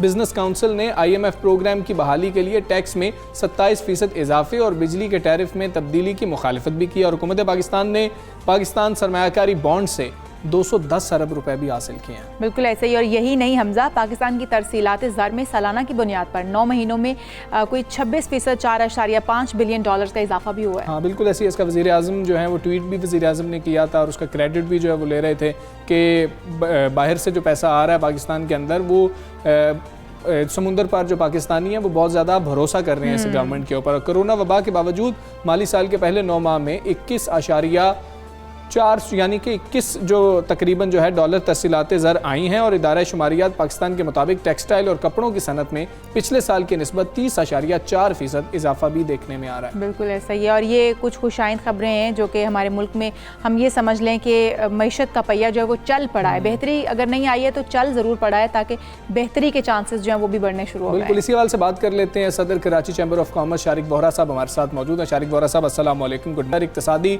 मुशावरती काउंसिल ने पंजाब में 3900 मेगावाट के जो मंसूबों को जनवरी 2022 से LNG गैस की हर सूरत खरीदारी की बंदिश से इस्तिस्ना दिया है। इस इक़दाम से सनतकारों की पैदावारी सलाहियत को देखा जाए तो कितना इजाफा हो सकता है? ये अभी कबल वक्त है। सबसे पहले तो ये कि परसेंटेज कितनी इसका एडवांटेज होगा इंडस्ट्री को, लेकिन मैं समझता हूँ कि चूंकि गवर्नमेंट के पास मासिवाय इसके कि जो पावर जनरेशन है उसको LNG पर लेके जाया जाए, इसके अलावा कोई और सलूशन नहीं है। और ये सिर्फ अभी 3900 मेगावाट नहीं बल्कि इसके अलावा जो साउथ पंजाब में जो यहाँ पर नॉर्थ में कराची और दूसरे सनती एरियाज जो हैं पाकिस्तान के, वहाँ भी जो पावर जनरेशन है वो LNG से ही होगी। लेकिन मैं ये समझता हूँ कि अभी कबल अज़ वक्त है कि ये कहा जाए कि इससे कि इंडस्ट्रियल प्रोडक्टिविटी में कितने % फ़ायदा होगा। सही। तो वोरा साहब, कोरोना के बावजूद अगर हम देखें तो गुज़श्ता 9 माह के दौरान कारों की फ़रोख्त में भी खासा इजाफा हुआ है। 31.5% इजाफा आया है। पाकिस्तान की GDP की शरह नमू में भी क्या कोई इजाफा देखने को मिल सकता है हमें? कारों की सेल जो है वो पाकिस्तान की GDP से मुंसलिक नहीं है। ये एक मिसकॉन्सेप्शन है। उसकी वजह यह है कि कारों का जो बिजनेस है उसमें तकरीबन 30 से 40% इन्वेस्टर्स जो हैं वो गाड़ियां लेके खरीद के रख लेते हैं। तो वो बिजनेस की डायनामिक्स बिल्कुल अलग हैं। और मैं समझता हूं कि गाड़ियों की इसी सेल अगर बढ़ती है तो उससे पाकिस्तान की GDP को टैग करना is not the correct way to represent GDP number. ठीक है शारिक बोहरा साहब, इदारा शुमारियात के जो नंबर्स हैं उनके मुताबिक फरवरी में जो लार्ज स्केल मैन्युफैक्चरिंग है वो 4.85% तक बढ़ी है। इसको आप कैसे देख रहे हैं? बहुत पॉजिटिव है, बहुत अच्छा है। और ये जो 4.8% लार्ज स्केल मैन्युफैक्चरिंग जो पाकिस्तान ब्यूरो ऑफ स्टैटिस्टिक्स ने दिया है, मैं समझता हूँ कि चूंकि पाकिस्तान में अनडॉक्यूमेंटेड इकोनॉमी बहुत बड़ी है तो ये नंबर एक्चुअली 4.8% से कहीं ज्यादा है। तो ये बहुत खुश आइंद है और इससे पाकिस्तान की जो इकोनॉमी है, जो पाकिस्तान का जो लिविंग स्टैंडर्ड है गरीब आदमी का, वो भी बहुत बेहतर होगा इंशाल्लाह। तो वोरा साहब, पाकिस्तान की तरसीलात ज़र की बात करें तो सालाना की बुनियाद पर 9 महीनों में 26% तकरीबन इजाफा हुआ है। तरसीलात ज़र में इजाफे की ये जो वजह है, ये मनी लॉन्ड्रिंग के खिलाफ इकदाम हैं? कुछ परसेंटेज डेफिनेटली जो FATF और एंटी मनी लॉन्ड्रिंग लॉज को स्ट्रिक्ट किया गया, उसकी वजह से जो पाकिस्तानी बाहर रहते हैं उन्होंने बैंकिंग चैनल से पैसा भेजना शुरू किया। डेफिनेटली ऐसे इकदाम जो हुकूमत ने किए वो पॉजिटिव थे और उनका रिजल्ट आ रहा है और इसका क्रेडिट जो है वो हुकूमत को देना चाहिए। दूसरी वजह यह है कि पाकिस्तान में जो रिलीजियस ट्रैवल है वो बंद है बिकॉज ऑफ द कोविड, तो उसकी वजह से भी जो आपके पास फॉरेन एक्सचेंज रेमिटेंस है वो बढ़ रही है। ठीक है वोरा साहब, ये बताइए कि टेक्सटाइल और कपड़ों की सनत के हवाले से ये बताया जा रहा है कि पिछले साल की निस्बत तकरीबन 30% इजाफा देखने में आया है। हम टेक्सटाइल के शोबे को मजीद वुसअत कैसे दे सकते हैं, बेहतर कैसे कर सकते हैं? टेक्सटाइल का शोबा अल्हम्दुलिल्लाह ठीक हो रहा है, उसकी कैपेसिटी जो है वो इम्प्रूव हो रही है और लास्ट क्वार्टर जो होगा 2021 का उसमें इसकी कैपेसिटी और बढ़ेगी और मुझे और तमाम इंडस्ट्री को ये उम्मीद है कि पाकिस्तान की टेक्सटाइल एक्सपोर्ट का जो परसेंटेज है टोटल एक्सपोर्ट में शेयर वो बढ़ जाएगा। सही। तो वोरा साहब, वज़ीर ख़जाना को एक बार फिर चेंज किया गया है, शौकत तरीन साहब आ गए हैं। क्या समझते हैं कि अब जो मुआशी कहा जाता है कि मुआशी समत जो बेहतर हो रही है हमारी मुल्क की, क्या आप समझते हैं कि इसमें बेहतरी आती हुई नज़र आ रही है? इसके दो पॉइंट ऑफ व्यू हैं। एक पॉइंट ऑफ व्यू ये है कि बार बार फ्रीक्वेंट चेंजेस जो फाइनेंस मिनिस्टर का होता है इससे इंस्टेबिलिटी की तरफ एक इशारा जाता है। इसलिए कि बेसिकली तो होना ये चाहिए कि गवर्नमेंट की एक पॉलिसी है, गवर्नमेंट का एक मिनिस्टर है और वो मिनिस्टर्स जो हैं वो गवर्नमेंट की उस पॉलिसी को एनफोर्स करें। तो मैं ये समझता हूँ कि बुनियादी जो गैप है वो गवर्नमेंट के विजन में है। जो गवर्नमेंट का इकोनॉमिक विजन है वो चूंकि इनकम्प्लीट है, उसकी वजह से हम ये समझते हैं कि कोई इनफरादी मिनिस्टर आके शायद कोई मिरेकल कर देगा, कोई मोजज़ा कर देगा, लेकिन ऐसा होगा नहीं। ठीक है वोरा साहब, ये भी बता दें कि शौकत तरीन साहब ने आते ही ये कहा कि अगर 6 से 7% तक GDP ग्रोथ हो और कोई हल नहीं है पाकिस्तान की मईशत बेहतर हो सके। ये बात तो सब जानते थे कि जैसे ही GDP ग्रोथ बेहतर होगी मुल्क की हालात बेहतर हो जाएंगे। क्या इसको वहां तक लेके जाना इतना आसान है, आपको लग रहा है? बहुत मुश्किल है, इसलिए कि पाकिस्तान को जो IMF और वर्ल्ड बैंक और खुद स्टेट बैंक ने 2 साल की जो GDP ग्रोथ का नंबर्स दिए हैं वो 1.5% से ज्यादा नहीं है। अब शौकत तरीन साहब ने 2-3 बातें की हैं। एक तो वो उनका ख्याल है कि जो IMF की ट्रांच हम जो किस्त है वो पे करने के बाद शायद अगली जो किस्त जब हम पे करने जा रहे होंगे तो हमारे पास यूरो बॉन्ड या इस किस्म के कोई बॉन्ड्स आ जाएंगे जिसकी वजह से हमारे फॉरेन एक्सचेंज रिजर्व्स में इजाफा हो जाएगा और मुमकिन ये है कि हम IMF प्रोग्राम से निकल जाएं। लेकिन मैं समझता हूँ कि ये अभी बहुत विशफुल थिंकिंग है।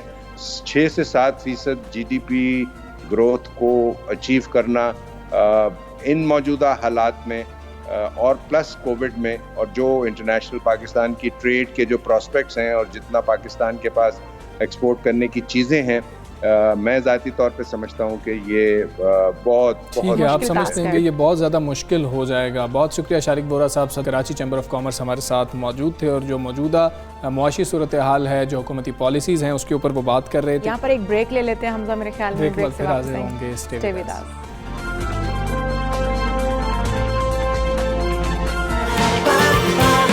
सुबह सवेरे पाकिस्तान,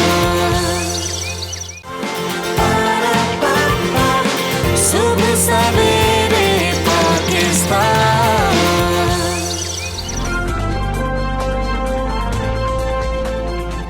वेलकम बैक टू सुबह सवेरे पाकिस्तान। हम वापस आ चुके हैं। हम बात करते हैं तरक्की की। किसी भी मुल्क की तरक्की का जो दारोमदार होता है वो इंसानी तरक्की पर होता है और ये इसे तरक्की की कुंजी समझा जाए तो ये गलत नहीं होगा। पाकिस्तान जो है वो आज भी इसमें बहुत पीछे देखा जा रहा है। तरक्की याफ्ता ममालिक तो ये राज जान चुके हैं मगर पाकिस्तान इस शोबे में भी बहुत पीछे रह गया है। हाँ जी, जिसकी बड़ी वजह जो है वो तालीम की कमी है और सिनफी अदम तवाज़ुन की हम बात करते हैं, ये भी एक बड़ी वजह समझा जाता है। और हमारे यहाँ इंसानी सरमाए का मुस्बत इस्तेमाल ना होने के बराबर है और इस हवाले से पाकिस्तान 154वें नंबर पर मौजूद है। और तालीम के शोबे की बात कर ली जाए तो पाकिस्तान अपनी GDP का सिर्फ 2.5% है। जो तालीम पे खर्च बिल्कुल ऐसा ही, और ये बहुत कम है किसी भी मुल्क में। यहाँ पर खवानगी की जो शरह है वो सिर्फ 60% है, जबकि सेहत आमा के अदाद-ओ-शुमार अगर देख लें तो बहुत ही मायूस कुन है। इन हालात में पाकिस्तानी पॉलिसी साजों को अगले 20-30 साल के लिए सोचना होगा, शॉर्ट टर्म नहीं, आपको लॉन्ग टर्म सोचना। बिल्कुल ऐसे ही, जैसे कि हम जो हमें फैसला साजी है वो बड़े पैमाने पर करनी होगी, उसमें अपनी सोच को वसी करना होगा। हुकूमत को जो कारोबार चलाने की बजाय सिर्फ एक रेगुलेटर के तौर पर काम करना चाहिए। हमें चीन और सिंगापुर के मुआशी मॉडल पर चलना होगा ताकि हम मजीद आगे बढ़ सकें। ये तजावीज़ जो हैं ये दी जा रही हैं, सामने आ रही हैं। इन्वेस्टमेंट और इंफ्रास्ट्रक्चर के लिए भी एक मरबूत पॉलिसी फराहम करने की ज़रूरत है। ये जो माहिरीन हैं वो ये राय दे रहे हैं, जबकि एक मुतवाज़न पॉलिसी, रेट ऑफ डिस्काउंट जिसको हम कहते हैं डिस्काउंट रेट है, वो मकामी कारोबार की तरक्की के लिए बहुत ज़्यादा ज़रूरी है। और लार्ज स्केल मैन्युफैक्चरिंग की बात की जाए तो उसके लिए भी 20 से 30 साल की जो पॉलिसी है वो ज़रूरी है। माहिरीन ये जो है तजावीज़ पेश बिल्कुल ऐसे, और पाकिस्तान को जदीद तकाज़ों के मुताबिक ICT इंफ्रास्ट्रक्चर पर जोर देना होगा। इसके साथ साथ बलूचिस्तान में सियासी इस्तेहकाम बहुत ज़रूरी है ताकि ज़ेर ज़मीन जो मादनियात हैं हम उनसे फ़ायदा उठा सकें।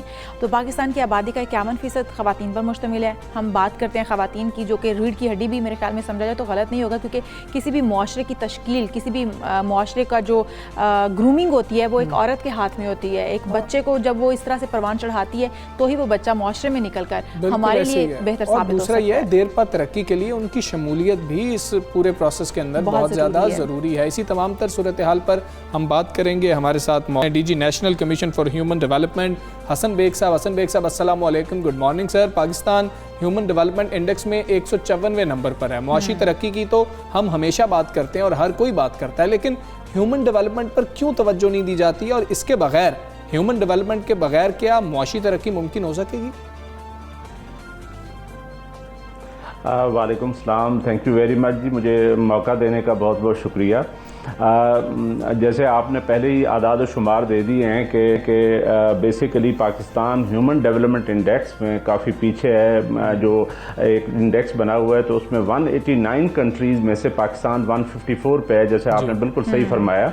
बात यह है कि इस पे तवज्जो क्यों नहीं दी जाती, इस पे तो एक लंबी डिस्कशन है। मेरा ख्याल है कि हमारे जो बजटरी कंस्ट्रेंट्स हैं वो एक बहुत बड़ी रीज़न है कि हम चूँकि फाइनेंशली हमेशा अंडर प्रेशर रहता है, गवर्नमेंट ऑफ पाकिस्तान रहती है। आपको पता है हमारे बहुत बड़ा लोन पोर्टफोलियो है जो हम बेसिकली लोन रीपे करने के लिए करते रहते हैं। लेकिन इसके बावजूद पाकिस्तान में एक सबसे अच्छी बात यह है कि एक Pakistan national commission for human development जो बनाया गया है, ये 2002 में एस्टेब्लिश हुआ था और इसने बहुत ज़्यादा रोल प्ले किया है प्राइमरी एजुकेशन, प्राइमरी हेल्थ। और इस हवाले से मैं समझता हूँ कि अभी तक हम कोई करोड़ों में नहीं तो लाखों बच्चों को जो है पढ़ा चुके हैं, उनको बेसिक एजुकेशन दी है और प्राइमरी हेल्थ के मसले मसाइल हल किए हैं। और अभी भी ये एक बहुत बड़ा रोल प्ले कर रहा है, क्योंकि गवर्नमेंट ऑफ पाकिस्तान इसको फाइनेंस भी करता है, लेकिन साथ साथ इसका एक अपना पाकिस्तान ह्यूमन डेवलपमेंट फंड भी है, जिसको नसीम अशरफ साहब जो बेसिकली इसके मेंटोर थे, जिन्होंने ये बेसिकली ह्यूमन डेवलपमेंट की इब्तदा की थी 2002 में, और वो उसको हेड करते हैं। और अभी भी हमारे पास एक बहुत बड़ा पोर्टफोलियो है जिसमें हम 6-6.5 हज़ार के करीब फीडर स्कूल्स चलाते हैं। और इसी तरीके से हमारे लिटरेसी सेंटर्स हैं जिसमें मेनली वीमेन जो है उनको तालीम दी जाती है, सो दैट के जैसे आपने बिल्कुल सही कहा, तारुफ कराया कि जी वीमेन ही बेसिकली वो यानी हमारा तबका है जिनको असूलन ज़्यादा रोल प्ले करना चाहिए, लेकिन ड्यू टू द रीजंस अभी भी हमारी वो पैरिटी कायम नहीं हो सकी। There is a lot of disparity, तो उसको ख़त्म होना चाहिए, इनइक्वालिटी ख़त्म होना चाहिए, क्योंकि 51% ऑफ द पॉपुलेशन। जी हसन बेग साहब, हम बात तो करते हैं वेमेन एम्पावरमेंट की, हम ख़वातीन की शमूलियत की, लेकिन आप क्या देखते हैं कि पाकिस्तान में मुआशी और समाजी तरक्की के लिए ख़वातीन कितना अहम किरदार अदा कर सकती हैं और शमूलियत उनकी इतनी निगलेक्ट क्यों की जाती है, क्यों नहीं उन्हें शामिल किया जाता इस धारे में? मेरा ख्याल है जी इसमें एक दो चीज़ें समझने की हैं कि हमारा एक तो चूँकि 60% लिटरेसी रेट है और 40% अभी भी इलिटरेट लोग हैं पाकिस्तान में।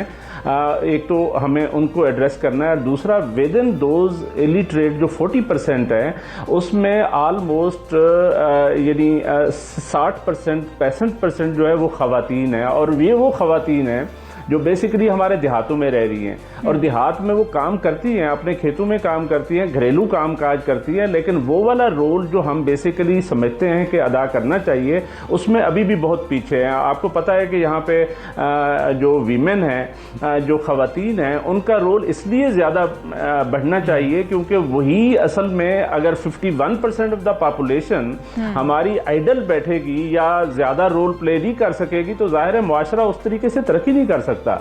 और वो अच्छा, ये ख़वातीन कौन है? ये बेसिकली माएँ हैं, बहनें हैं, जो असल में वो तरबियत दे रही हैं बच्चों को और अपने घर को संभाल रही हैं। अगर माँ पढ़ी लिखी है तो इसका मतलब पूरा खानदान पढ़ा लिखा है, अगर माँ एजुकेटेड है तो इसका मतलब है पूरा खानदान एजुकेटेड है। तो इस लिहाज से इनका रोल जो है बहुत ज़्यादा है और हमें कोशिश ये करनी चाहिए कि हम आने वाले दिनों में ज़्यादा बजट खर्च करें, उनकी पार्टिसिपेशन को यकीनी बनाएं, सो दैट कि हमारी ख़वातीन ही असल में हमारी जो डेवलपमेंट और ग्रोथ में एक बहुत बड़ा रोल प्ले करना है वो इन ख़वातीन ने करना है। मैं समझता हूँ कि मर्दों के मुकाबले में ख़वातीन और बेहतर रोल प्ले कर सकती हैं और उसमें हमें एज अ पॉलिसी, जो कि गवर्नमेंट ऑफ पाकिस्तान की पॉलिसी है, मैं समझता हूं, लेकिन इसमें और ज्यादा पार्टिसिपेशन की जरूरत है। ठीक है बेग साहब, ये बताइएगा, हम सिंगापुर मॉडल की बात कर रहे हैं, हम चीन मॉडल की बात कर रहे हैं कि हमें किसी मॉडल को तो फॉलो करना होगा, लेकिन पाकिस्तान में क्या कोई मॉडल इस वक्त फॉलो हो रहा है इंसानी तरक्की के लिए? देखिए जी, अभी ये जो हमारे पास, मैंने पहले ही आपसे अर्ज किया कि यहाँ पे प्रॉब्लम ये है कि ड्यू टू बजटरी कंस्ट्रेंट्स अभी भी, यानी ये जो national commission for human development है, ये वाहिद इदारा है जो फेडरल गवर्नमेंट का ऑल ओवर पाकिस्तान हर ज़िले में काम कर रहा है और इसको और ज़्यादा स्ट्रेंथन करना चाहिए। लेकिन हमेशा चूँकि गवर्नमेंट अपने इशूज़ में उनको थोड़े से वो रिफॉर्म्स के लिए सोचते रहते हैं, तो उनका ख्याल ये है कि शायद national commission for human development की उतना ज़्यादा ज़रूरत ना हो आने वाले दिनों में, क्योंकि एजुकेशन और प्राइमरी हेल्थ जो है बेसिकली वो फंक्शन है अब 18वीं तरमीम के बाद प्रोविंसेस का। लेकिन मैं ये समझता हूँ कि इसमें सुप्रीम कोर्ट ऑफ पाकिस्तान ने भी एम्फेसाइज किया है 25A के तहत ये रिस्पॉन्सिबिलिटी फेडरेशन को बहरहाल अपने साथ ही रखनी है और ये बच्चों को जो है इनकी तालीम और तरबियत और इनकी प्राइमरी हेल्थ और इनकी जो लिटरेसी प्रोग्राम्स हैं वो फेडरल गवर्नमेंट ने एट द सेम टाइम चलाने हैं। जहाँ तक आपने चाइना मॉडल की बात की, जी डेंग शाओपिंग जो है बेसिकली मॉडर्न चाइना का बानी समझा जाता है, जिन्होंने 1989 से प्रोग्राम 88 से शुरू किए। अब ये देखें कि वो चाइना जो करोड़ों लोगों को इस प्रोग्राम के तहत लॉन्ग टर्म प्लानिंग के तहत गुर्बत से निकाल चुका है और इन्हीं प्रोग्राम्स के तहत चाइना, आई एम श्योर के जो भी हमारे पाकिस्तानी भाई गए हैं, शायद आप गए हों, लेकिन बात यह है कि वहाँ जाके देखें कि अभी तक कोई अराउंड 40 करोड़ के करीब लोगों को उन्होंने गुर्बत से निकाला इसी प्रोग्राम के तहत। इसी तरह ली क्वान जो सिंगापुर का मॉडल है वो एक और हमारे लिए मिसाल है, जिसको हमारी ज़ाहिर है हमारे प्राइम मिनिस्टर और हमारे सभी उसको अप्रिशिएट करते हैं कि जी it was the best of the models.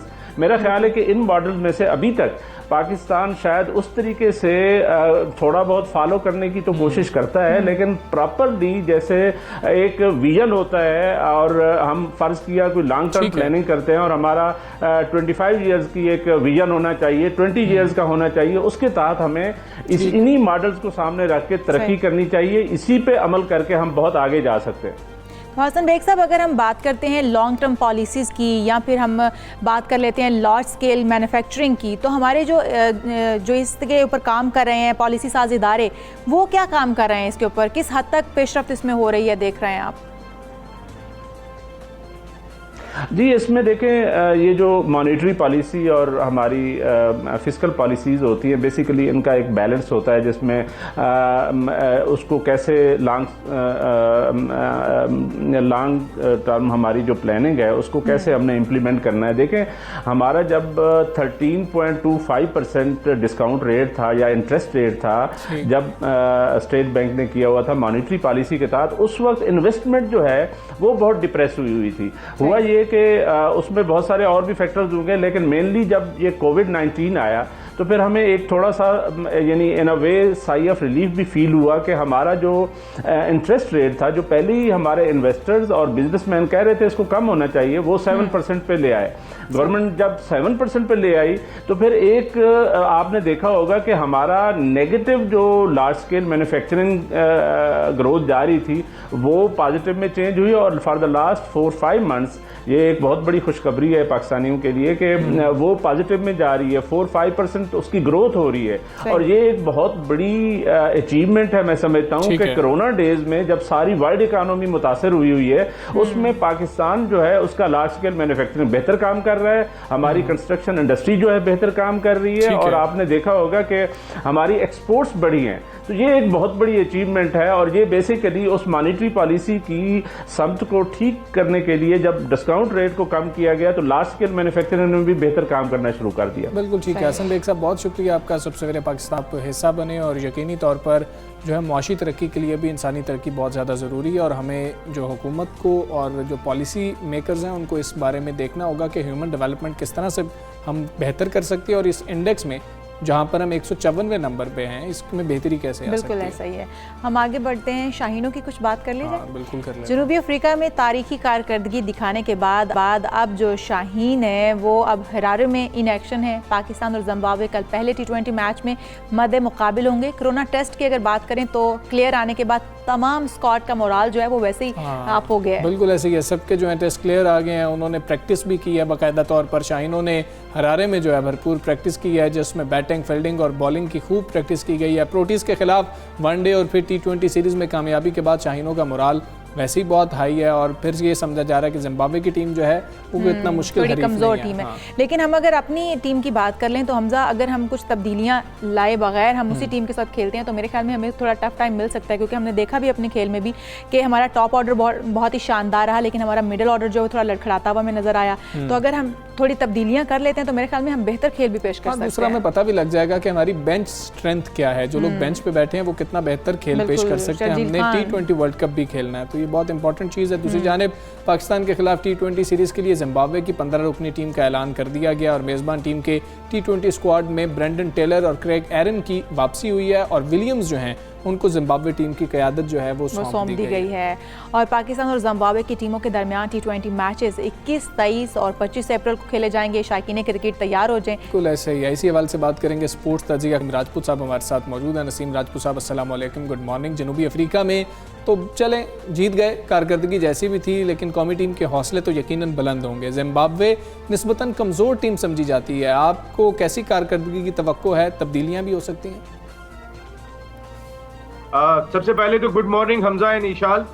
अच्छी कारकर्दगी की तवक्को है, क्योंकि जिम्बाब्वे इतनी कोई स्ट्रॉन्ग टीम नहीं है, और फिर हम जनूबी अफ्रीका में हरा के हारे हैं। और ठीक है, उनके भी मेन प्लेयर्स नहीं थे जो IPL खेलने गए हुए हैं, लेकिन जीत होती है, और पाकिस्तान टीम को से क्रेडिट हम वापस नहीं ले सकते कि वो एक B टीम से जीत के गए या C टीम से जीत के गए। लेकिन इस साल हमने वर्ल्ड T20 जाके खेलना है इंडिया की सरजमीन पर, इंडिया की प्रेशर कंडीशन में।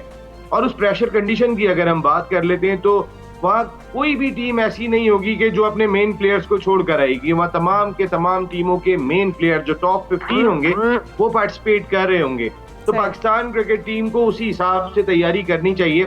हमारा मिडिल ऑर्डर बैटिंग आप देख सकते हैं किस अंदाज से परफॉर्म करता हुआ दिखाई दे रहा है। आसिफ अली को हमने बहुत ज्यादा ट्राई कर लिया, हैदर अली अब तक शायद उतना एक्सपीरियंस नहीं रखते हैं कि जो इस प्रेशर को हैंडल कर सकें। टीम को 5 रन की औसत से रन दरकार होते हैं, वो बाउंड्री पे शॉट मार के कैच आउट हो जाते हैं, तो अब तक समझ नहीं पा रहे।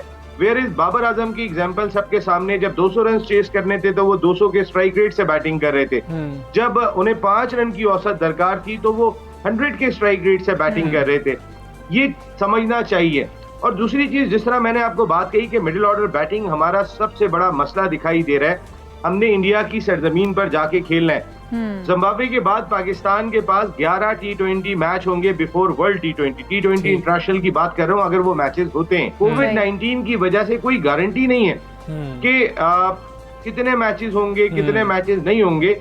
इसलिए एक एक मैच पाकिस्तान क्रिकेट टीम के लिए, उनकी मैनेजमेंट के लिए बहुत इंपॉर्टेंट है। देखें, इंडिया की सरजमीन पर आपने खेलना है, आप अपनी फास्ट बॉलिंग देख लें। आप अभी तक शाहीन शाह अफरीदी को आप खिलाए जा रहे हैं, जिसकी वजह से उनकी अपनी कारकर्दगी बहुत ज्यादा मुतासिर होती हुई दिखाई दे रही है। शाहीन शाह अफरीदी को अगर मैं हटा देता हूं तो Haris Rauf in out, Hasnain in out, कोई सेटल्ड बॉलिंग लाइनअप हमारी दिखाई नहीं दे रही। ऐसे में हमें शायद वापस एक्सपीरियंस की जानिब जाना होगा। मोहम्मद आमिर अब जितना तजुर्बा रखते हैं, वहाब रियाज जितना तजुर्बा रखते हैं, मैं तो यही एक्सपेक्ट कर रहा हूँ कि वर्ल्ड T20 में शायद हम इन्हीं दोनों को देख रहे हैं, उनके साथ शाहीन शाह अफरीदी और हसन अली 2 बाकी बॉलर्स होंगे। कोई भी वो यंग बॉलर दिखाई नहीं देगा जिनसे हमारी बहुत ज्यादा एक्सपेक्टेशन थी। तो पाकिस्तान को इस दौरान में इंग्लैंड में, वेस्ट इंडीज में, न्यूजीलैंड में और फिर पाकिस्तान में जो 2 मैचेस हैं वो तगड़ी टीमों के खिलाफ हैं, उनमें अपनी लाइनअप को तैयार करने। और एक और चीज बहुत इंपॉर्टेंट है वो ये कि PSL के मैचेस अगर शेड्यूल के मुताबिक जून में हो जाते हैं तो उस सूरत में पाकिस्तान को अपनी लाइनअप बनाने में और भी मदद मिलेगी। हमजा जी सही। तो विनिंग कॉम्बिनेशन की बात कर लें, क्या दौरे में किसी नए खिलाड़ी को चांस दिया जा सकता है, देना चाहिए, या जो कॉम्बिनेशन इस वक्त चल रहा है वही बरकरार रखना चाहिए? देखिए, अरशद इकबाल बरकी ने बहुत परफॉर्म किया था, इसमें कोई शुबा नहीं है। अरशद इकबाल बरकी कराची किंग्स की फतह में बड़ा इंपॉर्टेंट रोल प्ले करके गए, जो लास्ट PSL उन्होंने जीता है। और फिर इस PSL सीजन 6 में भी अरशद इकबाल बरकी की कारकर्दगी बहुत अच्छी थी। आप उनको ट्राई तो करें, देखें तो सही ना। अगर जिम्बाब्वे के खिलाफ भी ट्राई नहीं करेंगे तो फिर कब ट्राई करेंगे? दानिश अजीज मिडिल ऑर्डर बैटिंग में आपके पास एक ऑप्शन मौजूद है, आप ट्राई तो करें ना। आप क्यों नहीं ट्राई कर रहे? दानिश अजीज का सिलेक्शन T20 परफॉर्मेंस की बुनियाद पर हुआ था, आपने उन्हें ODI खिला दिया अगेंस्ट साउथ अफ्रीका। अगर आसिफ अली मुसलसल नाकाम है, आप 4 मरतबा उनका कमबैक करा चुके हैं, ये टीम मैनेजमेंट जिन्हें पसंद करती है उनके इतने कमबैक हो जाते हैं। या हैदर अली की बात कर लेते हैं, वो अगर नहीं परफॉर्म कर पा रहे तो व्हाई नॉट दानिश अजीज? आप दानिश अजीज को खिलाएं। फिर आपके पास एक्सपीरियंस की सूरत में सरफराज अहमद वहां बैठे हुए। हमें इस वक्त मिडिल ऑर्डर में कोई ऐसा बैट्समैन नहीं मिल रहा, जैसे मैंने अभी शुएब मलिक की बात की थी कि उनका एक्सपीरियंस है, वो गेम को लेकर चलना जानते हैं, कब तेज खेलना है, कब स्लो खेलना है, उन्हें तमाम सूरत हाल की आगाही है। तो ऐसे में ज्यादा बेहतर ये होगा कि आप अपनी मिडिल ऑर्डर बैटिंग को जरूर चेक करें। क्या सरफराज, जिन्होंने एक मैच में अभी इसी PSL सीजन 6 में अगेंस्ट पेशावर ज़ल्मी 200 की स्ट्राइक रेट से बैटिंग की थी और कोई एक छक्का भी नहीं लगाया था, सिर्फ चौकों के जरिए उन्होंने रन स्कोर कर दिए थे। वो बारी को लेके चलने की कितनी सलाहियत रखते हैं ये भी देखना होगा। तो अपनी मिडिल ऑर्डर को देख लें, और अरशद इकबाल बरकी बैठे हैं, मोहम्मद वसीम जूनियर बैठे हुए, आप उनको भी ट्राई करें ना। एज ए ऑलराउंडर लेकर गए आप मोहम्मद वसीम जूनियर को, नसीम राठौर साहब इस वक्त बहुत उम्दा कारकर्दगी का मुजाहरा कर रहे हैं, हम सब खुश भी हैं, मगर ऐसा लगता है कि सारी तवक्कुआत बाबर आजम से हैं, सारा बोझ जो है उन पर डाल दिया गया है। कप्तान भी हैं, फिर बैकबोन भी हैं, बैटिंग भी उन्होंने करनी है, उनको पता है मैं आउट हो जाऊंगा तो पता नहीं क्या बन जाएगा। क्या उनकी कारकर्दगी इससे मुतासिर नहीं होगी? देखिए, बाबर आजम ने अब तक जो उनसे तवक्कुआत पूरी नेशन ने वाबस्ता की हैं वो उस पर पूरा उतरे, और बहुत जबरदस्त परफॉर्मेंस विराट कोहली को as a ODI batsman replace करना, नंबर 1 बैट्समैन, कोई मजाक नहीं है, ये कोई जोक नहीं था।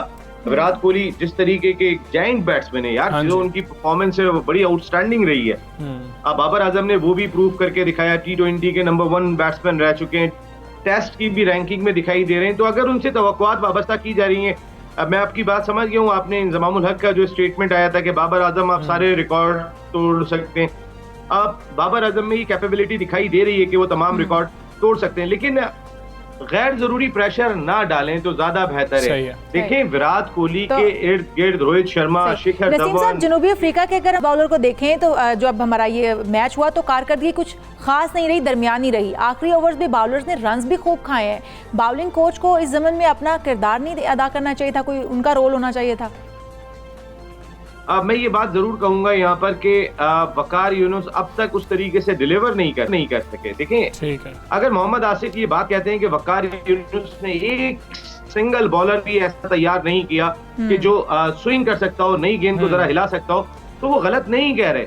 शाहीन शाह अफरीदी अंडर 19 की सतह से तैयार होकर आए थे, लेकिन जो प्रोडक्ट हमने उनको दिया, इन और आउट, हम किसको देख रहे हैं कि जिसमें कंसिस्टेंसी दिखाई दे रही है? आप नसीम शाह की बात कर लें, आप हसनैन की बात कर लें, आप हारिस रऊफ की बात कर लें, किसी में भी कंसिस्टेंसी दिखाई नहीं दे रही, किसी की परफॉर्मेंस में तसलसल नहीं है। देखें, अभी तो हमने साउथ अफ्रीका के मेन बॉलर्स नहीं थे, हमने सीरीज जीती। मैं फिर कह रहा हूँ, हम कोई क्रेडिट नहीं छीन रहे, फतह है, इसमें कोई शुबा नहीं है। लेकिन इंडिया में उनके तमाम मेन बॉलर रबादा, एनगीटी, नोकिया, ये तमाम के तमाम होंगे जो इस वक्त IPL खेलने के लिए गए हुए हैं। या फिर अगर मैं बात करता हूँ दीगर टीमों की, इसलिए इंग्लैंड के खिलाफ जो 3 मैचेस पाकिस्तान ने इंग्लैंड में खेलने बहुत इंपॉर्टेंट है। बिल्कुल जी, वो बहुत इंपॉर्टेंट होंगे। खास्ता नसीम राजपूत साहब, बहुत शुक्रिया आपका। सो पाकिस्तान का आप हिस्सा बने। बिल्कुल ऐसे ही है, पाकिस्तान को कुछ मेजर तब्दीलियां करनी होंगी। अपने सीनियर जो प्लेयर्स हैं उनको शायद शामिल करना पड़े अगर आपने T20 वर्ल्ड कप जीतना है। और हम उम्मीद करते हैं कम से कम जो कल जो मैच होना जा रहा है पाकिस्तान, उसमें